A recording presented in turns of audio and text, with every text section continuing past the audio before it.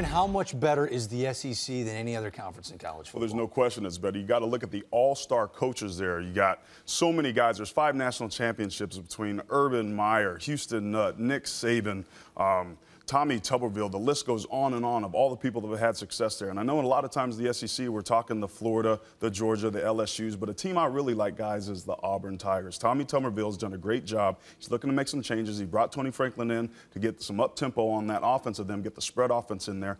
Their toughest games are at home. They do go to West Virginia on the road, but they bring in Paul Rhodes, the old defensive coordinator from Pitt, who held West Virginia to under 200 yards last year. So I think Auburn is going to be able to make a play in the SEC this year. See, I think the SEC, the story of the SEC might be how this conference is changing, and I think the Florida Gators have a lot to do with that, of course, with their spread offense. And obviously you mentioned Tony Franklin. It's not just Auburn. Yeah. I mean, think about Tennessee and kind of a culture change there where Dave Clawson comes in, kind of that spread thing. Alabama, Jim McElwain comes from Fresno State. Not sure what they're going to run there. But the point is this, a lot of new offensive coordinators. We're not really sure what we're going to see from some of these teams. But you're right, top to bottom, Bobby Petrino, we haven't even mentioned his name, a terrific football coach, one of the best play callers ever. And so you understand why the SEC year in and year out is still the best conference in football. Well, they have a tremendous talent. You got abundance of defensive tackles, and that's what you need. You got to have those offensive linemen, those defensive guys in the trenches. That's where it all starts. It's where you build the championship teams. But also, you talked about the spread offense, but they still run power football. They can play power football. They can play spread. They have a ton of speed as well. So they've got all the ingredients that